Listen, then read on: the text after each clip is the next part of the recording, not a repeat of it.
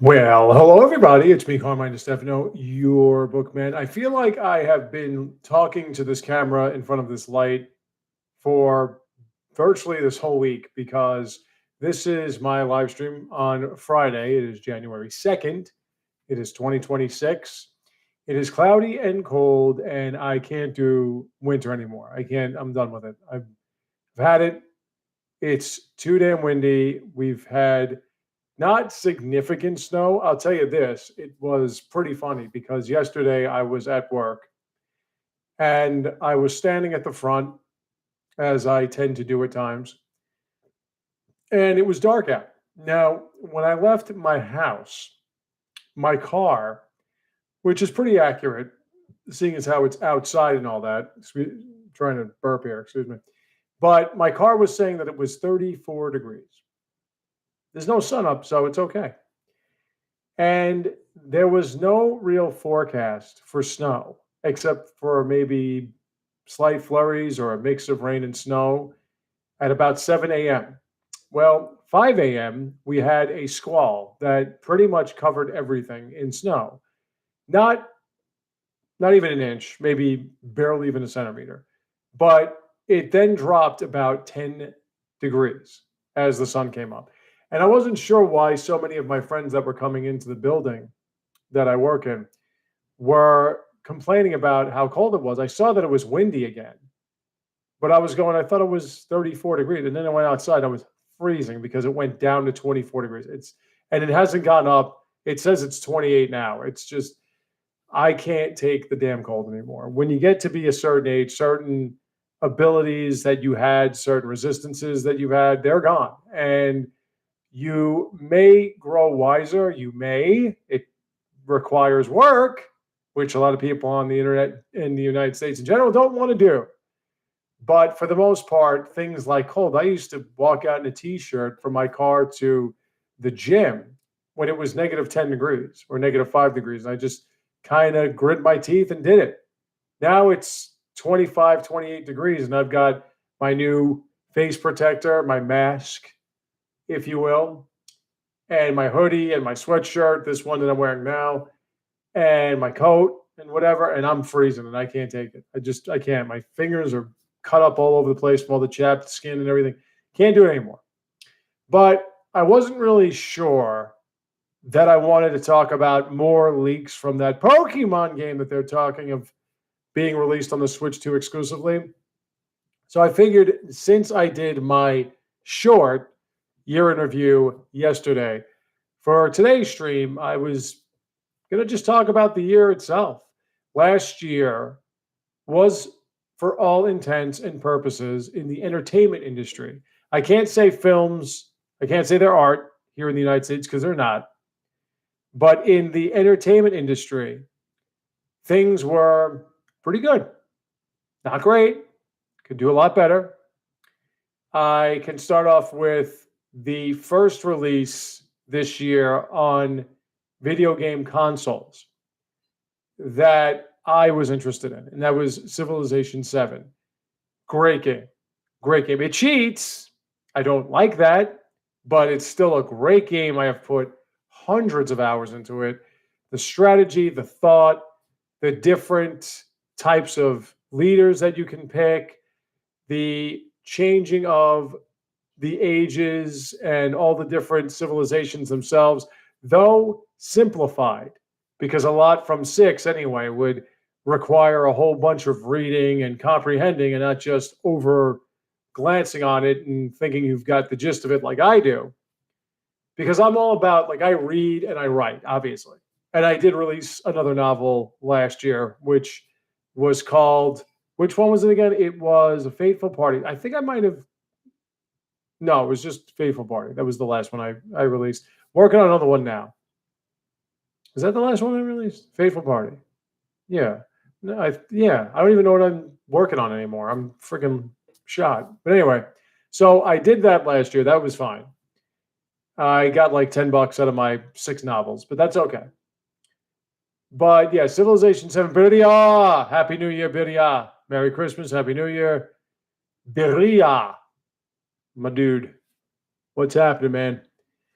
I was just talking about the release of Civilization 7 last year, how that was great. It put hundreds of hours on getting my $150 that I paid for, getting my money's worth.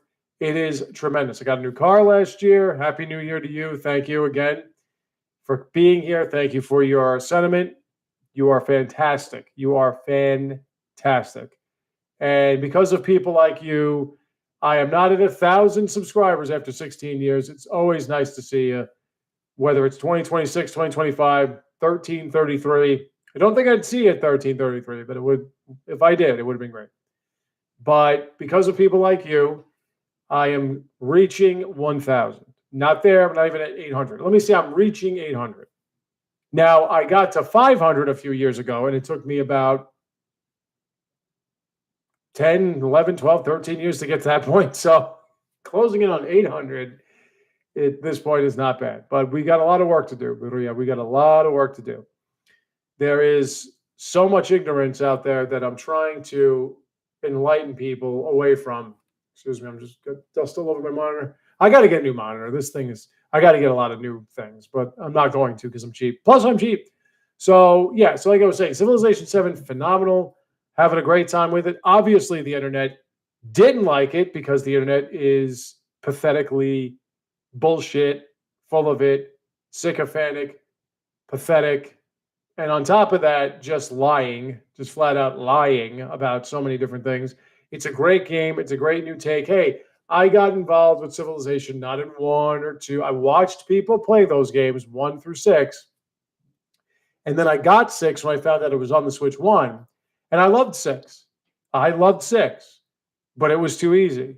Not because I would win on science or whatever, or because I would always get the builders fast or get great production, or I would start in a ridiculously stacked area, but because I can win diplomatically, not even trying. It was a joke. This one has more challenge without it being more oppressive, I could say. Like 6, you could just be overwhelmed. 7, they can do the same thing too. But 7, it's a little bit more about building than it is just about spreading. It's a different concept. It's just better. It's just an overall, you don't have to worry about builders. You don't have to worry about people just not liking you from the get-go unless you want them to. It's just a better game. So that was a great start, but it was not too long after that release when I got to see my first Marvel Cinematic Universe movie last year, which was Brave New World, Captain America. And although it wasn't tremendous, it was a good movie about change involving comic book characters. So I enjoyed that. And then we had, this was before, the biggest announcement in video game history. It's going to end up being that, more so than the Switch One. And that was the announcement, or just the tease, of there being a new console. Now, I had a guy that I go to see at GameStop. He works behind the counter. When I traded my games and I buy my new games and everything, I think he's a manager there or something like that, but he tells me all the skinny, gives me all the updates. And he more or less told me about another Switch coming out from 2024 in 2025. So when I saw that, I went, I wonder what they're going to call this. Now, in a way, I didn't want them to go the PlayStation route where they change the number. I didn't want them going the Xbox route because Xbox's numbering makes no fucking sense. But I didn't want them to do the PS4, 3, 5. I didn't want them to do that thing because that's just not what Nintendo does. But now that I look at it, it makes it better because so many people are used to that numerical system. So it gives them a better concept as to what they're getting into because they took a pretty big hit with the Wii U. Now, I still have my Wii U, not because I wanted to keep it, but because GameStop doesn't take that console if you don't have the original recharge plug. And I was using an old Apple one. It worked, but they didn't like it, so they wouldn't take it back. So I still have it in my closet. I'm not going to hook it up again. There's no point to hooking it up again. I don't even have any discs or whatever for it. I just have digital games, and they're old games. So they're old games I can get on the Switch too. It makes no difference. So yeah, I really don't have any Wii U games. So It's in the closet. Oh, yeah, the Wii U is a great console. Great console. I don't care. It sold 13, 14 million, and I don't care. I got it day one. It introduced me to my Bayonetta 2. Switch was always underappreciated and underrated in its specifications. Wii U, same thing. Wii U was a 720 Pi console that could play a lot of games. It played Mass Effect 3. It was akin to, it was above the 360 and the PS2 or 3. Yeah, it was above the PS3 in terms of graphical progression and production, everything. In fact, if you look at games that were released on the 360 and the PS3 that were also released on the Wii U, you'd see that the Wii U looked better. And I wasn't really, I wasn't really certain of that until Bayonetta 2. Bayonetta 2 was far better looking, not just her, but far better looking than any game that was released on any of those consoles. Then when we go to the Switch 1, as I was saying before, when it's docked, it's a PlayStation 4, Xbox One. When it's portable, maybe a little bit above that, almost a Pro and an Xbox One S or whatever it was called. See, Bayonetta 2 is. I still have it. I got to download it again. I'm sorry, I forgot. I got to download 1 and 2 again, and I'm just going to buy 3 and keep it on. But that's my favorite series. Well, that's one of my, it's either Metroid or it's Bayonetta. It depends on what day it is for me. Those are my 2 favorites. Everything else is just battling amongst themselves for 3, 4, 5, 6, whatever.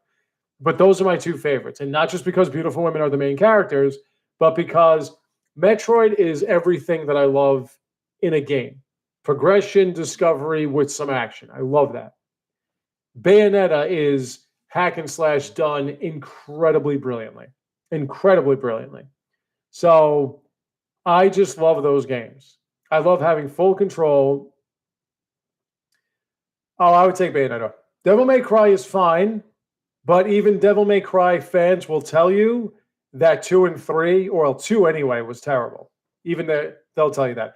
Now, there is a rumor that 5 is coming out on the Switch 2. In fact, I don't even think it's a rumor. I think it's happening. I think Devil May Cry 5 is coming out on the Switch 2. I'm pretty sure it is. More or less, Capcom is taking everything that they couldn't put on the Switch 1 and putting it on the Switch 2. It's just happening. So, in fact, I can take a gander at that because I heard that it was coming out. 1 second. Let me just go like this.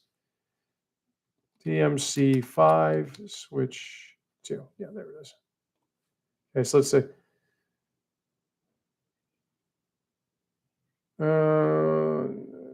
No one's really saying it, but well, hold on a second. Oh, it's pitched for Switch. Okay. So, yeah, no one says it's possible, but this was what year? No, we'll figure it out. Anyway.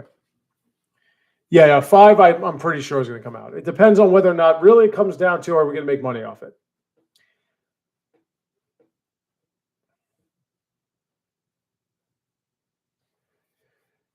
I would. Yeah, no, Bayonetta is just amazing. But I would definitely get 5, Devil May Cry 5. I played 4 a few times. I played 1 a couple times. And I never played 2 because I heard it was bad, and I never played 3. It should. Well, like I said, everything Capcom is talking about, the last Monster Hunter that they just released, that didn't sell anything from what they claim. They're talking about that. Dragon's Dogma 2 might come out on the Switch 2. I mean, Capcom is pretty much taking everything that they couldn't release on the Switch 1, putting it on the Switch 2.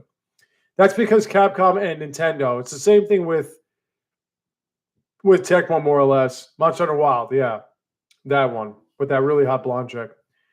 More or less, those companies have been working with Nintendo since the Nintendo Entertainment System, like Bandai Namco and everything. So they try to port everything onto the Switch 2. They're going to be doing it. Look, get used to it. Okay? If there hasn't been an announcement like Witcher 4 or Divinity, if there hasn't been an announcement specifically of all the consoles that's being released, is because they are working on a Switch 2 version. That is pretty much the rumor revolving around why Larian decided to give you a Switch 2 version of Divinity Original Sin 2. There is there has been speculation of Baldur's Gate 3 coming out on the Switch 2, which from what I've heard, Baldur's Gate 3 was promising free downloadable extras that they didn't give. So we'll see what happens with that. But if that's the case, then Divinity should not be far behind. Look at what's going on with Capcom and their releases on the Switch 2. Requiem's coming out day one. Pragmata is coming out day one. So, if Street Fighter 7 gets announced, it's going to be released on the Switch 2. So the Switch 2 changed the game. And that's what I was talking about with that announcement. It's going to change everything. And when it was officially revealed in April of last year, it became the must-buy. It was a must-buy. And I keep telling all my friends, especially the ones that have Switch 1s, trade it in to GameStop, get a deal, get a Switch 2. There's no reason not to have it. I've been saying to everybody, every household should have a Switch 2. It's the greatest gaming console of all time. It really is amazing. And I've had so much fun with this. And I don't have fun with anything anymore other than looking at women one way or another. But more or less, when that was announced, the internet changed as well. And it was no longer that Nintendo is just some child-friendly console that nobody really cares about. The Switch 2, especially with the announcements of those From Software games, it suddenly became, now they're a threat. And the people that were so engrossed in their PC, PlayStation, not so much Xbox because that's a dead console more or less, but everybody that was so engrossed in that commentary, especially the ones that wanted to make it seem as if the gaming industry was dying, they became very defensive. And that's how we got the anti-Nintendo rhetoric that still exists to this day. It's not as vehement because the fact that Nintendo Switch 2 keeps breaking sales records, but it's still out there. And you can tell with the Metroid Prime 4 backlash, but that's not till later on. So that was announced in April. Then we had, of course, the best movie Marvel's made in a long time in Thunderbolts. I know that there's now online rhetoric from the so-called anti-woke numbnuts that don't like the concept of there being a beautiful woman in Florence Pugh leading a charge in any way, but that was a tremendous film for the United States, especially for comic book movies.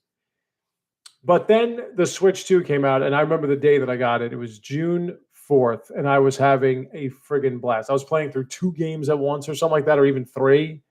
I was still streaming Civilization 7, so that was another one. I wasn't getting through my shit till like friggin' 3 in the afternoon, 3:30 in the afternoon. After my shift at work, I was so blown out. But I was playing through Cyberpunk 2077 and Street Fighter 6 at the same time with Civilization 7, doing live commentary. And I was having a blast. It was so good.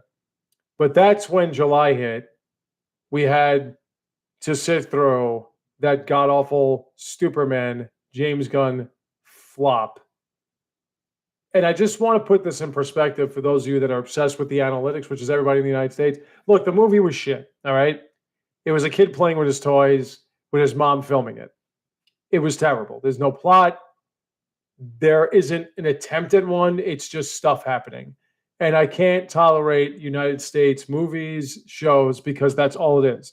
Hey, here's a character, let's like them. Hey, here's a character, let's like them. Hey, here's a character, let's like them. I don't give a fuck about your likable characters because none of them are likable unless you are an online influencer, or they're unlikable to the extreme for online influencers, depending on which influencers you're trying to appease or piss off. So I'm sick of the whole ADHD filming. I'm sick of that entire motif when it comes to anything related to the United States, whether it's movies, shows, or even just videos. Focus. Pay attention. One simple path. This is coming from somebody that can throw out tangents all over the place and talk in a million different circles. So one path, focus, right? But it was so bad. But to make matters worse, people were trying to redeem it by talking about the money it made. And here's the problem, okay? There hadn't been a Superman movie made since Man of Steel. That's not to say there wasn't a movie made with Superman in it. Now, Man of Steel was another shitfest that was trying to be two movies in one, and neither worked. So the first half, the Kryptonian half, which pretty much took up half the movie, was all about how the rich and powerful just don't care even when things are blowing up in their faces. They're just going to remain pompous, obstinate, rich and powerful. Then there was the second half, which was about where do the people with extraordinary power go when they need help? Where do the guides need the guidance? Either way, it was fucking terrible. It was a terrible movie, or an attempt at a movie. But at least it was attempting to be a movie. It was dark. Henry Cavill's too short, so he was about 5'10", 5'11". Lois Lane was kind of taller than him. Superman's supposed to be like 6'4". But it was decently acted. It was terribly written. Above all, it just didn't work. But as I said, it was attempting to tell some kind of story. Superman, James Gunn version, does not attempt to be anything. It just attempts to be something happening. It's stuff happening. And it is fucking atrocious. It's an embarrassment. You talk about Metroid Prime 4 beyond being an embarrassment to the human race. That movie is, I can't even call it a movie, was an embarrassment to the human race. But to put things in perspective analytically, it made $600+ million from what everything has listed. Now you look at how it's a Superman movie. It's another attempt to start another cinematic universe in the vein of comic books. And tickets, at least here, are $10 to $20 a ticket. So you think about how it made $300-something million in the United States, over $300 million in the United States. More than half of it was made here in the United States. And if you wanted to see it in IMAX, 20 plus bucks. So how many tickets did it really sell? And considering it was the first Superman movie you've seen in years, that's abysmal. On top of that, you were selling the whole time that it was a James Gunn movie, and James Gunn movies apparently make money. Well, this one didn't. Terrible. So there's no redeeming that, and it should stop there, and they should move on. But no. Now they're going to keep going with this Supergirl movie that has, from what I can tell in the trailer, this much to do with the series that it's apparently based off of. And why that series? That's not her introductory series, but whatever. Don't care, not going to go see it. It can go fuck itself. But then we had the release of Donkey Kong Bonanza. And that was one of the greatest games I've played in the last 10, 15 years. Up there with Shin Megami Tensei 5, which is one of the greatest games I've ever played. And so many others. It was incredible. It's an incredible experience. I'm going to stream that again tonight. It's so much fun. It's just really something. It does, yeah. Or my favorite, when the bananas. That's the way it was in this Nintendo 64 version anyway. That game is so great. Music's nice. I love her, Pauline's little songs that she sings, the Bonanzas. Yeah, I don't. People are fucking morons. They don't know what they're talking about. Just the terrain effects themselves are incredible. Like, what's the difference between crystal and concrete? It's the way it breaks, the way it shines. Everything about it is. See, that's the thing. Okay, so anyone that wants to say that, like a God of War, excuse me, pardon me, sorry, that a God of War or even a From Software game like Elden Ring is beautiful when I see nothing but dilapidated, rotting buildings and backdrops. God of War has ugly people. Even the women are grotesque. And on top of that, and covered in tattoos, which, by the way, I'm going to say it one more time. A Norse expert said there was no such thing as tattoos in Norse mythology, religion, in Norse practices. There was nothing. There's not even a word for it. Yeah, and I don't remember Mario ever destroying the terrain. It's, again, people that are trying to. These are people that thought Astrobot was the greatest game that came out of 2024, and it's a complete ripoff of Mario. A complete. There are 2 videos at least of yeah, no, it should have won game of the year easily. Should have won game of the year. That Expedition 33 thing was like, look, I get that this academy or whatever you want to call it, I get that you're trying to appease the influencer masses and they're all about indie games now, but I was watching speedruns. And that game too is being rumored to come out on the Switch too, by the way. Expedition 33, the whole whatever the subtitle, whatever the hell it's called. I just want to think of Metaphor Re Fantasio, but you know what I'm talking about. But everybody was talking about the Expedition, everybody was talking about how that game was, like game of the year because it was an independent game and everything like that. I'm watching a speed run and it's simply walking around and cutscenes and hey, listen, the women are very attractive. Not gonna lie, French. Not gonna lie, but you float around, you fight some big monstrosities, you parry them, and I like it. I like the concept of utilizing the extensive amount of buttons and triggers and whatever on your controllers that we've had in the last few years and doing something with them, especially in turn-based games. They can't just like only Fire Emblem can get away with turn-based where I take one unit and attack another because Fire Emblem is just strategic brilliance. And I love watching how the battles unfold because you never know.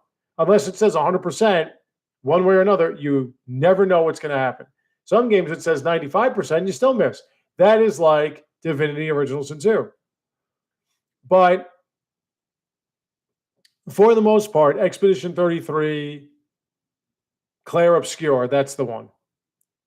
For the most part, the game is just parry and do a shit ton of damage. It's another game, and I'm going to draw this out for you guys again. When you play a video game, you're trying to have fun. That's the point of the video game. This attempt to make it art is pathetic. It's an insult to artists, legit artists. Saying a game is a masterpiece, even in the sense of it being a video game, is an insult to true masterpieces because it's a fucking video game. And this concept that's trying to spread that somehow video games had heart and soul in the 80s and 90s or 2000s or whatever, or even just in the early 2000s with the PlayStation era or the PlayStation 2 era, that's a lie. Ever since the dawn of video games, the only thing that mattered was how much money did it make. This is why you have sequels. This is why you have re-releases, because it's always been about money. One of the things that people said killed the Atari age was the fact that there was a bad game that people put money into, being E.T. Now, there was more to it than that, but they said that was the beginning of the end, because the video game industry, since the very early ages and stages, was about making money through entertainment. It was not about making movies. Okay? So when you have a game like Donkey Kong Bonanza or like Hyrule Warriors or whatever, that is a video game that gives you content, mechanics, strategy, thought, things that you do in a sandbox, in an open world, whatever, that the main focus is about playing a game and winning and maybe doing it again and again, that's a real video game. Something like Clair Obscur or any of these Sony exclusives or anything Xbox exclusives like fucking Max Payne or Alan Wake, whatever, the focus is to act like artists and movie writers and producers and make an experience instead of a game, which is one of the reasons why you will repeat the same process over and over and over again, and you can dumb it down. Now, of course, the lazy means to make it seem as though there's a challenge is difficulty settings and unfair odds against you. But you can tell, like with so many games like God of War, Last of Us, any Square Enix role-playing game, you can tell that the mechanics of the strategy is so brain dead easy because they just want you to get to the next cutscene. That's what it comes down to. Get to the next cutscene. That was like BioWare games too. Just get to the next cutscene. Can you die in certain areas? Yeah. Can you exploit the game? Probably. But for the most part, it's you'll never lose. You'll never lose. And there's nothing you need to figure out other than maybe I should get a better piece of armor or maybe I should attack that one first. It's just simplistic strategy because they want you to get through to see the next cutscene. That's the sales pitch. What a story. That's garbage. That's garbage development. Now, you can love that game all you want. You can love those games all you want. That's fine. But to say that Donkey Kong Bonanza isn't a better video game than Clair Obscur would be moronic. It would be moronic because Clair Obscur is not really trying to be a video game. It's trying to be an interactive visual media experience. And if you like that, that's cool. But it's called the Video Game Awards. So it's false advertisement if you don't give it to the best video game of last year. That's not Metroid Prime 4 Beyond because Metroid Prime 4 Beyond came out later. Came out after the cutoff point. That's just how it works. See, I'm the type of person that you have to give me what you're selling. If you don't, then you suck and I want my money back because I expected what you were selling me. It's false advertisement. I can do better at making a video game if I had the crew for it or coming up with concepts of video games sitting on the shitter than making another so-called role-playing game where the only role you play is whatever the story tells you to play the role as. Because I gotta tell you a story. I don't give a shit. Where's the fun? Where's the challenge? Where are the mechanics? What am I doing with this controller? Just sitting around playing with myself waiting for stuff? Yeah, like I said, only Fire Emblem can make that entertaining because it's a game. So we had that. We had Donkey Kong Bonanza. And then we had a few other releases that were exclusives because Nintendo releases a console. Gameplay over everything. Gameplay over everything. That's the most important aspect. I don't give a fuck what the story is. Okay? Hell, one of my favorite games in recent history, Divinity Original Sin 2. To this day, I can't master that game. I've beaten it like 5-6 times. And to this day, I can still watch other people play that game. I can still watch other people play that game, speedrun it. The game's like 10 years old, 12 years old. And to this day, I still have yet to master that game. There are still battles I can't win. There's still things I have to talk my way out of. There are still things that I have yet to do. I'm watching people on honor mode play through that game by themselves, just one character. And I can't get through it cleanly with a team to this day. And the story is what? You have to be God. What sense does that make?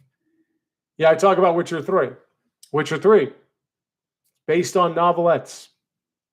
Should be good storytelling, right? I mean, Witcher 3 introduces characters like you've known them the whole time. I didn't know about Dijkstra. I played through 2 a few times. I watched a full walkthrough of 1. Never heard of Dijkstra. Unless I missed something, excuse me. But there he was, and they were talking like I was supposed to know their background, their history. I had no idea.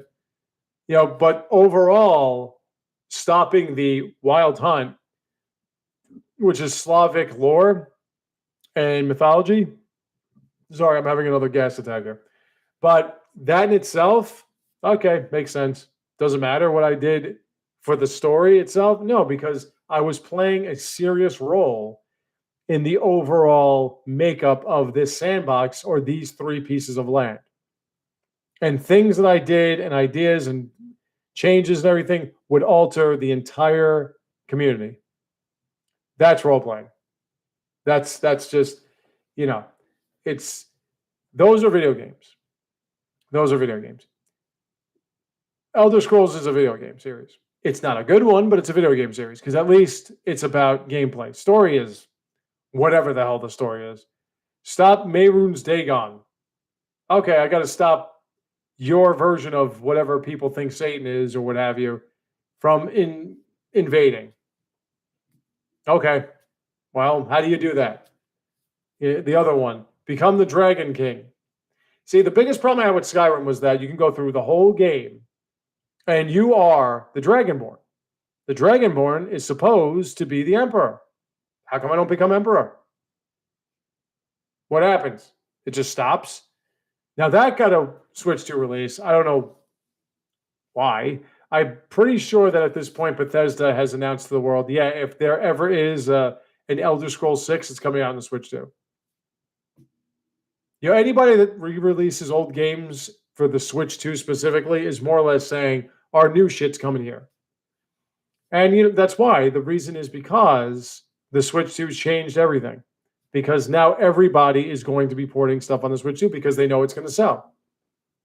And they could sell to a market in Japan that a lot of these third-party AAA, the Western-based ones, not the Japanese ones, have never touched, never tapped. So, there was an announcement about Fallout 4 on the Switch 2. I don't know what the hell happened there. See something. Because I thought it was going to be coming out.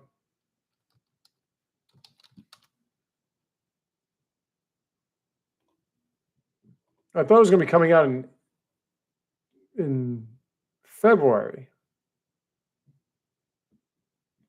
No, I got to do this again. All right. Nah, I figure we'll do that later. We'll do that later. Anyway, but I thought it was announced. I thought it was coming out beginning of February. But when I tried to pre-order it, it was like, no, there's no pre-order for it.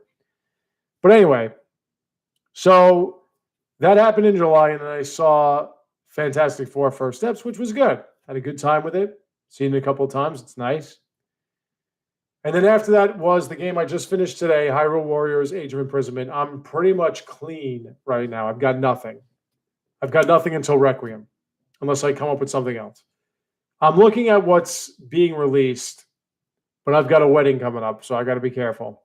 I have to rent a tuxedo, and I have to get a gift, so I have to be careful with just throwing money away. But I'm trying to see if there's something minor. Like when I played through Ninja Gaiden Ragebound. Yeah, that was a good game, and I'd like to go back to that. It can be frustrating to say the very least, but it's still a good game. But, that was July, and then we got Hyrule Warriors. That was October, whatever. But it wasn't until Metroid Prime 4 Beyond that Hyrule Warriors, those games I like.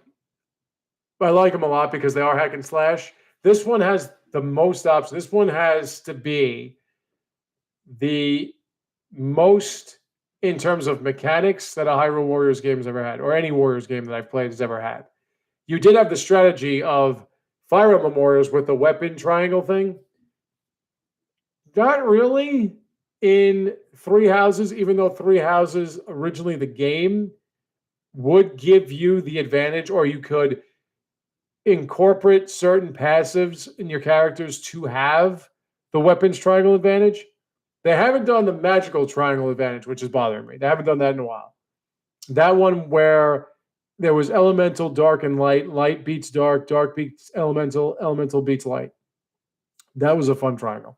But if you had somebody that mastered the lance, you could get passives that would make you more effective against sword users against axe users, and so on and so forth.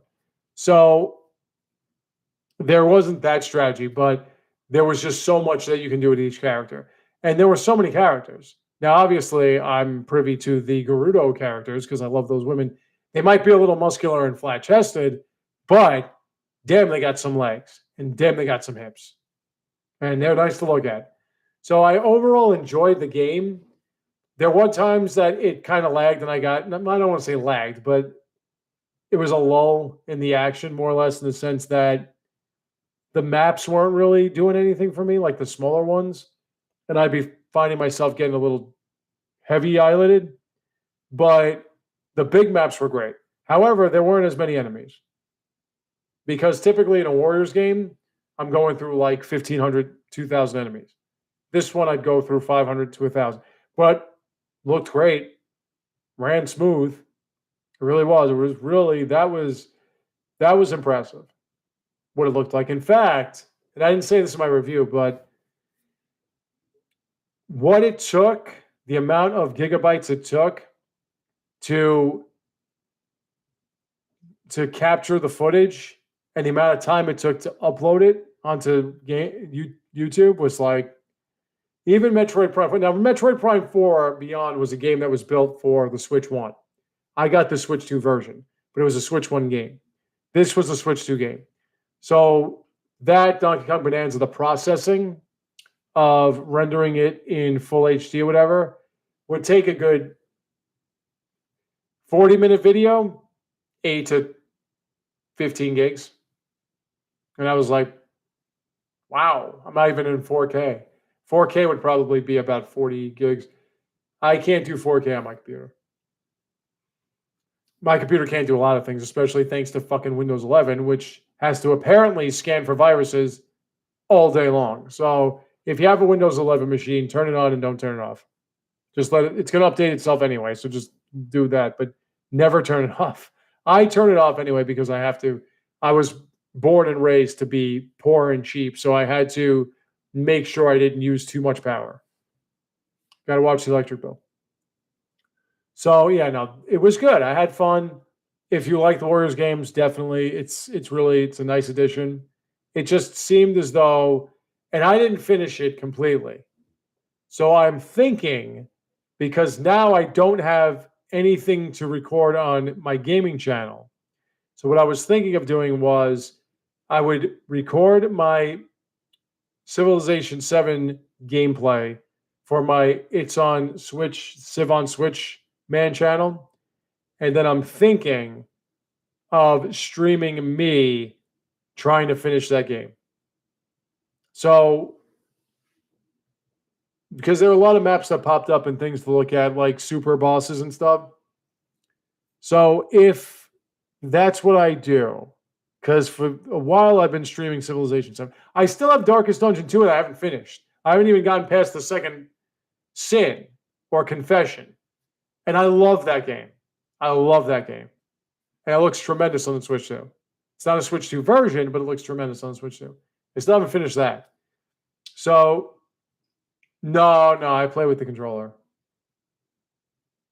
I've tried with the mouse. It's fine. No problem. No problem at all. People forget the Super Nintendo had a mouse for Mario Paint. Super Nintendo has always tried to integrate different types of play. Nintendo, has always tried to. Now, just so you know, if you go to Nintendo.com, they will give you Nintendo's history. Nintendo's been around since 1850. It was a card company first. And one of their big things was, I think in the 30s or 40s, they were making Disney-based cards. It was back in the 60s when Nintendo started making video games. So Nintendo's been doing this for a very long time. In fact, I can look that up. Let me go like this. But I want to get the Nintendo version of it. Hold on. Okay. So let's do this. The Nintendo, okay. Nintendo History Hardware. You ready? Here's my mouse. Come here. Okay, here we go. You ready? This is what it is. According to Nintendo itself, all right? We accept all cookies from Nintendo. So, okay, so it started 1889, my fault. And they were manufacturing Hanafuda flower cards. 1902, they had a Western-style playing card game or whatever in Japan. 1933, they had unlimited partnership with Yamauchi Nintendo and Company. 1947, there's distribution. 1950, change of presidents. Company was Nintendo Playing Card. 1951, 1952, they dispersed their factories in Kyoto. 1953, mass-produced plastic playing cards in Japan. 59, they did the Walt Disney character. So it was 1959. Gaius! Total War. Do I have that? Do I have Total War for Nintendo? Okay, so it was 73 that Nintendo developed a laser shooting system that rivaled bowling as a major pastime, and then image projection employed 60 million amusement. So really, it was like the 1970s. Nintendo started making. Let me see. Total War. What's that?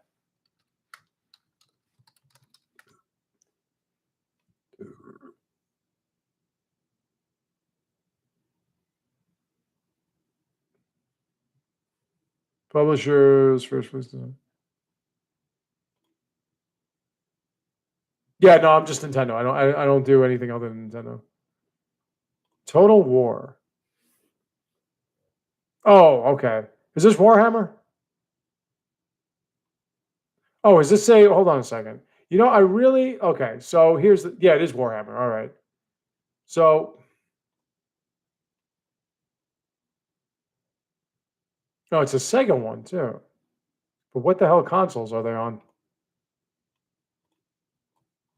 Yeah, I don't have anything but a Switch 2 right now, really. Legitimately. Total War, Total War, Total War, Total War. Okay, so we got a bunch of these.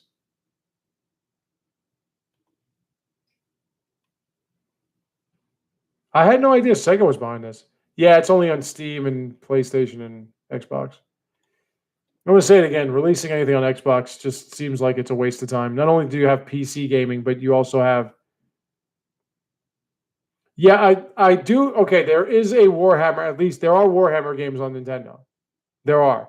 And there was one that was just released on the Nintendo Switch 2 that looked really interesting to me.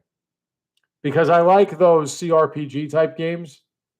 So like I like anything that elicits strategy, like real good strategy. But what was that called again?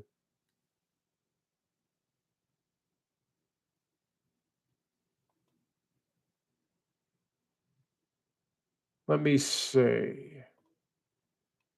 Let's go to Nintendo. I forgot which one was released, but it looks really good. So I was thinking of that.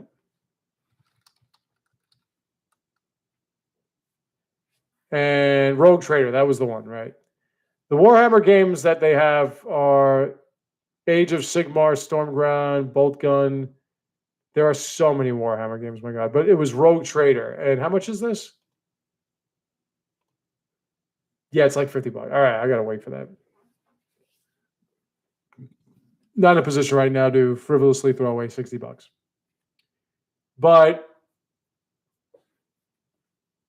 yeah, like so anyway, like I was saying, the whole thing with Hyrule Warriors, I'm thinking of streaming that. I'm thinking of streaming that starting tomorrow. I might. Because I don't want to stop playing it. I want to see what happens to the very end. So I'm going to record my Civilization 7 footage for that channel. And then I might stream that for a bit. Because I've been putting a lot of time with Civilization 7 in. A lot of time. But now, what I'm also thinking of is because I have two other channels. I don't want to get rid of them due to the fact that they're cheap subscribers. I get it that it's only one or two that I would be losing. But I don't want to get rid of any one of them. I just want to either, well, I would get rid of one, but make another one. And I was thinking of doing Resident Evil on Switch channels, like on a Switch. So you get Resident Evil, the re release from the Switch 1 onto the Switch 2, which won't change anything other than its loading processing and all that stuff because it's not a Switch 2 version of it. But the re release of Resident Evil 1 is the best Resident Evil game. It's like not even close. It's so much better than all the other ones. Then I wouldn't do Requiem, but I'm looking for a place to do Biohazard, that's what it's called, and Village. So I'm thinking about it, but then I'm like, but why don't you just do it on the gaming channel? Because like the thing right now is I have so many videos on the gaming channel that I might be cannibalizing myself. I might be.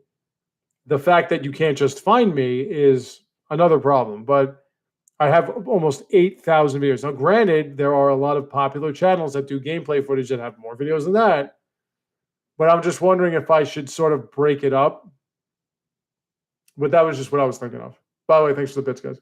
But yeah, so that's what I was thinking of doing. I'm probably going to do that. I'm probably going to stream what's left of Hyrule Warriors: Age of Imprisonment tomorrow. From that point until I'm done with it completely. And then maybe I'll go back to Darkest Dungeon 2 because I really love Darkest Dungeon 2. I just can't get through the damn second confession. But I do know that they have the Crimson Court now on Darkest Dungeon 2 and Kingdoms. So that's something that I'm interested in. But yeah, you know, and then of course we finished this past year with Metroid Prime 4. Oh yeah, no, my top. Yeah, I wasn't really saying that, but I was talking about the releases. Top definitely for me. Metroid Prime 4 Beyond was the best game. Metroid. I shouldn't even say for me, just overall, it was the best game. The game was incredible. The game had epic moments. It was the combat system was just done so much better. And as much as I love Metroid Prime, like I'm not a Metroid Prime type. I've played every Metroid Prime game other than Bounty Hunters. Even though I'm not a first person shooter type, I'm more of a traditional Metroid type. I still have to say that I do enjoy the games, except when it relies on the motion controls from the Wii remote. That was it. The only problem I had. This one, it was smooth. It was responsive. You had to be accurate. It was really tough. And there was like I was saying in my review, there were just so many different ways. Your abilities weren't Zelda in the sense that you sort of needed what you picked up in the temples or whatever it was that you were fighting the bosses in order to beat the bosses. In this one, there was more, you had more freedom because there was no set way to defeat them. There was no set weakness to defeat them. The enemies themselves, most of them were a lot smarter than what I'm used to on Metroid, and the areas were bigger. So everywhere that was closed off by a door was a lot larger than the somewhat confined areas in the original Metroids because, again, the processing power and all that. The whole desert thing, the hub to get you from one place to another, it made backtracking so much easier, so much quicker. And above all, had a lot of shit in it too. A lot of things you could do for fun. If I realized that part of the game itself, and the payoff is brilliant, but if I realized that part of the game itself was getting the green crystals, I would have done that throughout the course of my travels, and it would have made it a lot easier for myself. Because in the end, I had to spend about an hour and a half to 2 hours just getting crystals because I wasn't grasping that I needed them. Putting them back together was cool too, since the parts were everywhere, but it sort of, what it was doing was motivating you to get the crystals. Now, upon saying that, can it be better? Yes. Yes, it can. And that's why I'm really curious as to see what they're going to go from here. I think that aside from rebuilding the game from scratch in the manner in which they did, I think that a lot of the delay was also that they were working on the Switch too and trying to come up with its own game. That's what I think. We'll see. Now, I don't like Metroid Prime 3 Corruption, I felt was great in the sense that you can go to different planets, but the planets were very small. And having to travel back and forth on the ship in order to backtrack, because you're always going to have to backtrack when you play. That's part of the fun, is to go back to places you couldn't before with what you have now. So the backtracking is part of the game. It's part of the series. If you're going to complain about backtracking, don't play Metroid or Metroid Prime then, because that's part of what it does. But having to sit there for the cutscene of you flying across after a while, I was like, all right, do I have to do this again? So the game itself was beautiful. It was a beautiful game. Now, I thought that you could get 100% ending and have Samus take her armor off and go zero suit, but you can't. However, based on her makeup, she had the Japanese adult film star body that she had from Other M. Other M, which is a very underappreciated game. Not saying it was great, but it was fun. And she looked amazing in it. She looked incredible in it. Because typically, they listed her with the Chozo armor on as 6'3". So they make her more athletic. Even in the Metroid Prime games, they make her look more of an athletic build, like tall and slender. Metroid Other M made her like 5'5" with like triple D tits. It was ridiculous. It was great. It's phenomenal. So that you can't take away. She even had like the beauty mark on her chin and everything. They totally made her a cartoonish Japanese porno star. It was fantastic. So that kind of makes, I don't even have a problem with the cutscenes and how many times she said the baby. People making a big deal about that. They're just looking for something to complain about. It was a good game. It wasn't the greatest game, but it was a good game. To turn it into average, I don't think so. It was a good game. So that is kind of like what she looks like in this. But at the same time, it was just so much fun. I can't wait to go back to it. I might be going back to it tonight on Twitch. Yeah, it was really, and trying 100% it. Then once I get that, I'm probably going to go back to try to do it in better timing.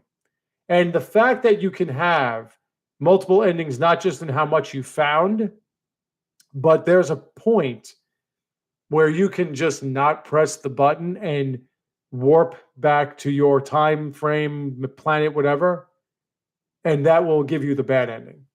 Now, while you do that, I think you would just autosave from that point and you can make the decision again.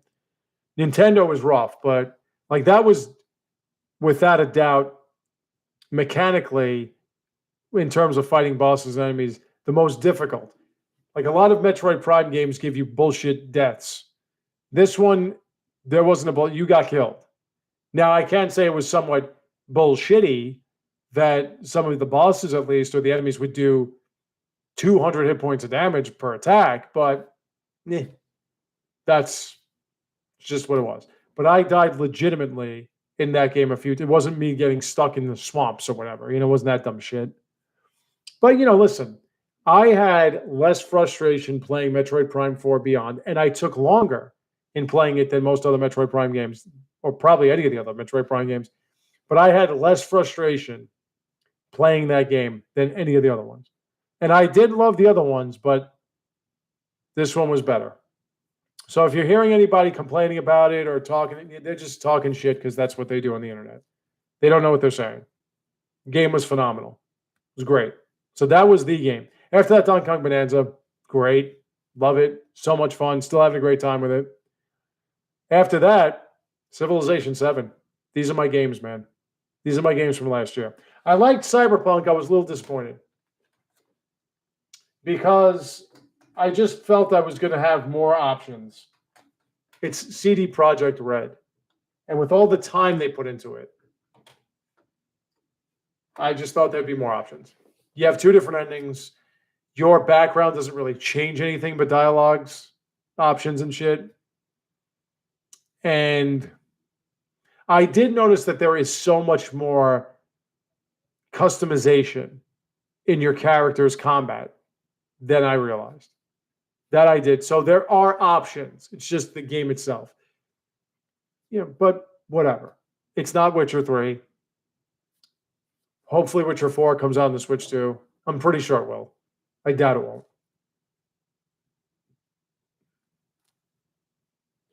Well, I tell you,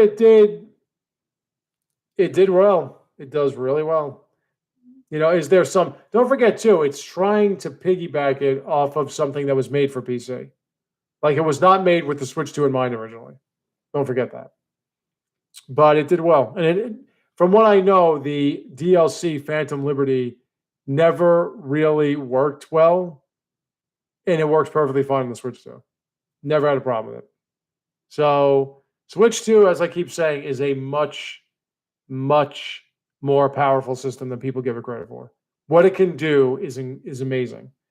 Because you think about it, here are games that can tax high-end PCs. And they're playing and look pretty damn good on a console that needs to flip between home console and handheld console. A technology that nobody but Nintendo has put together.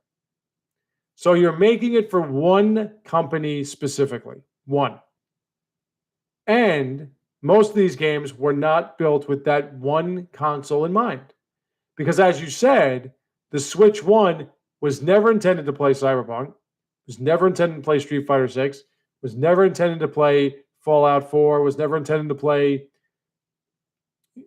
Star Wars Outlaws. The Switch 1. It's not like they had some of them had Switch 1 developer kits because they were making other games, like Ghosts and Goblins and shit like that, Witcher 3, but they didn't have this one. And they were taking games that were a few years old for others. It was like when the Switch 1 first released and we got The Witcher 3. And everyone was making, Switch 1's hardware is trash and all this. Okay, well, how come The Witcher 3 played just as well docked as it did on the PS4. I know, I played both. So if it's not as strong as a PS4's base console, why did it play a game that the PS4 played two different ways and perfectly fine docked? Now, originally when it was released on the Switch 1, yeah, Witcher 3 had problems when you played Gwent in crowded areas. Then they fixed it. And it had all the DLC. And it was all on an SD card. Am I missing something? So there is a lot to be said about the pure strength of these consoles. Yeah, no, Nintendo's the best. Nintendo's the best. They're the best gaming company. They've been doing it for, what I just said, 50 years, right? They started making arcade ports back in like 1970. This is the premier first ever exclusive video gaming company.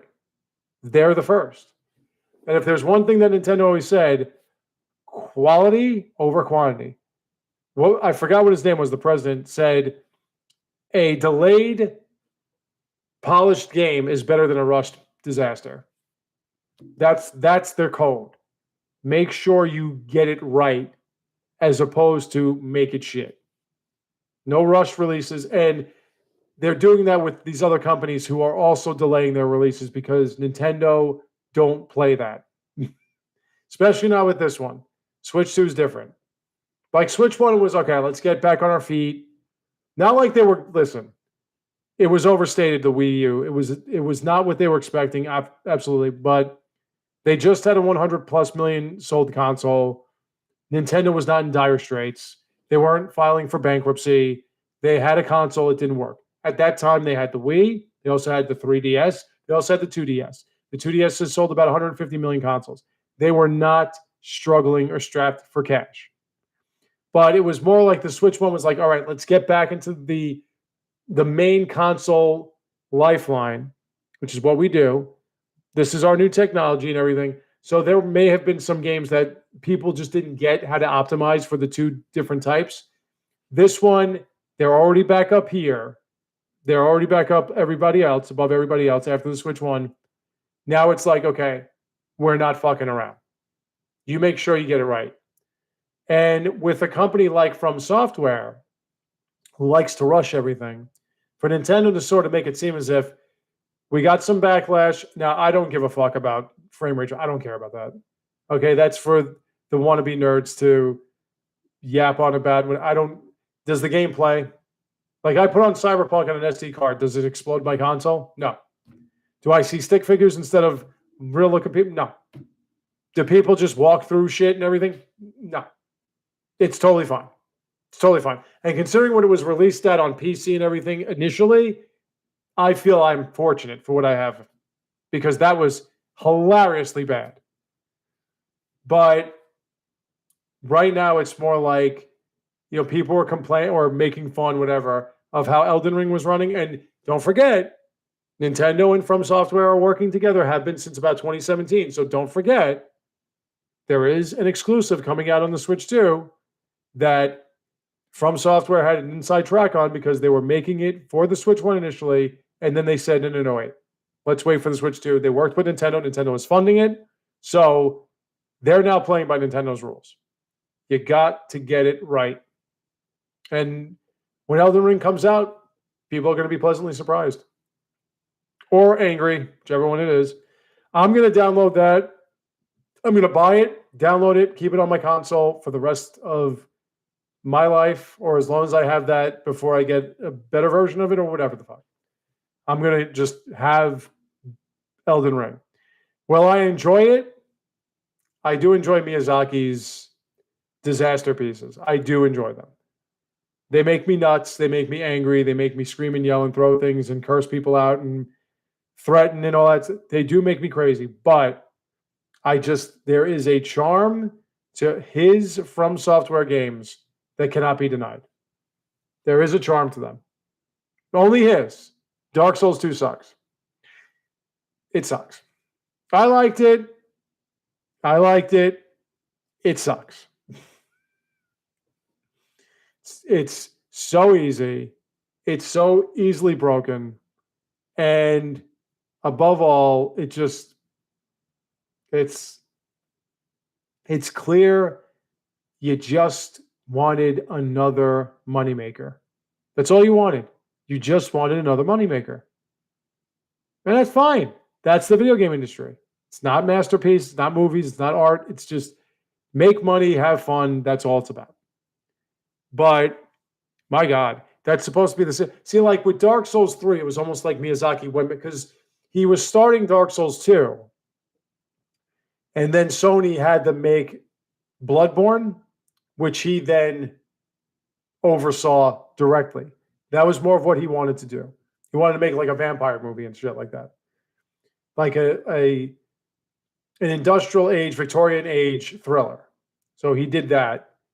And Dark Souls 2 was like, no, we got to finish it. So they finished it. With 3, it was more like, okay, that happened, but we're not going to act like it did. We're just going to have a direct sequel from 1. And that's pretty much what 3 was. Because 2 had nothing to do with 1. Nothing. There were certain areas or whatever that could have been connected, had nothing to do with 1.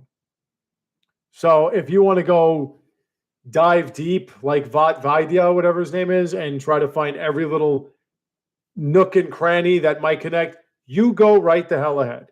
You want to have some kind of boss Easter egg, like, hey, look, the gargoyles are back. You go ahead. But games had nothing to do with 1. And it just wasn't as much fun to play because you could be on level 350 before you even get through the first DLC. So anyway, I am going to end this right now. We're going to end this fun, and I will be back next week. I'm not doing any more videos on this channel. That's wrong. I may do one when I finish this stupid piece of shit old video game that I'm watching right now. I may do one in the next few days, but I will be back on next week. I will see you all then and whenever I come up with this video.